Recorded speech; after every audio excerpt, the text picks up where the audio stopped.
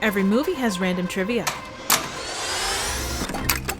And here at Trivial Theater, I explore some of these movies and the random circumstances that make them the weird creations that we love. Okay, I know I've covered some weird movies, but this one just might take the guy in the ape suit cake. You can call him Bigfoot, Yeti, or just another cryptid, but in this case he's known as Suburban Sasquatch. After a studio logo that gives me massive thieving vibes, we get a driving scene that rivals Birdemic for sheer length and interest. We're then greeted by exposition that ends in a very Tommy Wiseauian "Don't worry about it," just before there's a very good reason to worry.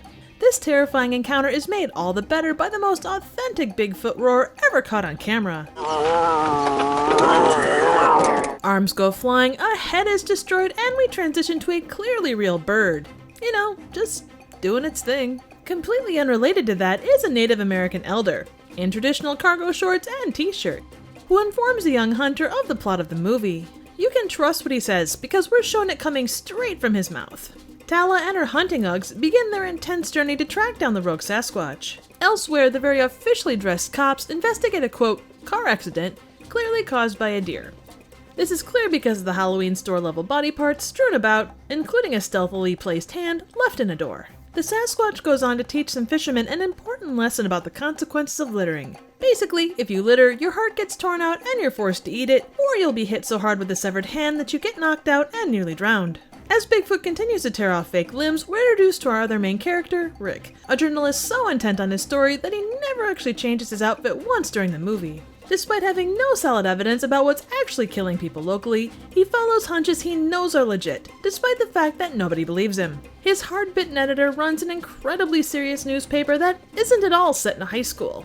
This is clear by the kids practicing football out back. Rick is given one final chance to bring in the big story for this very small town paper. After this moment of high tension, we cool things down a bit with a kid playing soccer so intently he misses Bigfoot approaching. The hairy guy steals his mom, who is later found to be in a cave, made entirely of trash bags. In a later attack on a set of hikers that involves easily removable limbs, Tala shoots Bigfoot with a CGI arrow, which causes a real blood fountain. That is real blood, right? I mean, it looks real. After an alcoholic interlude, we're met with a really weird metaphor that hits you over the head with social commentary.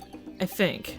A set of ladies drive through a housing development while eating plain hot dogs with several gift bags and a chandelier in the back, which is contrasted with the Sasquatch eating a leg. So hot dogs plus lighting fixtures plus apparently affluent bitches equals what? Fake driving? A lack of condiments? A desire for dated jewelry? Anyway, we find out that they can't run in heels, and both become victims of whatever lesson the director was trying to teach us. Tala continues to hunt the Sasquatch as he takes out a series of mechanics, beating one guy to death with his own fake leg, and leaving the other guy with clearly real exposed organs. You know, after Bigfoot loses a game of chicken to a broke-ass fan, we get an inspirational pep talk for a group of hunters that clearly know what they're up against. The Sasquatch then teaches them some manners with a solid bitch slap, and in the most cinematic sequence in the entire movie, arms are torn, crotches are zoomed in on, heads are smashed, and the frame blurs out. We get some Oscar-level acting. Oh my god! I just can't! I just can't! And then back to Sasquatch's garbage bag cave, where he's keeping ladies for incredibly creepy reasons. Rick saves Thala, and Bigfoot goes on a killing spree, attacking this seemingly weird strip joint, which might also just be a residential home where a guy likes to dance. The cops come to the rescue and light up an LP tank. That really doesn't do anything. It's like it was a poorly thought out CGI effect or something. Anyway, Rick ends up taking out the Sasquatch, completing the task assigned to Thala. We get a last-minute love story that really sucks, but an end credit theme song that doesn't.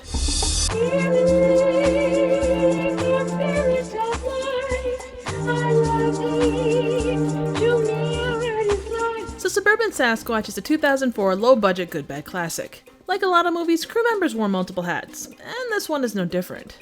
It was written, directed, and produced by David Wascavage. He also did music, cinematography, editing, props, visual effects, and was the modeler of the Sasquatch costume, which was a very unique take on the beast. This is a movie that knows how low budget it is, and it feels like it embraced that wholly. Whether you're talking about the reused sound effects,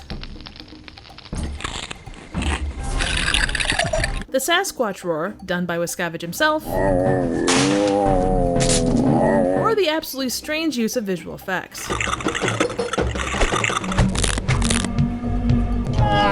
John, what is that?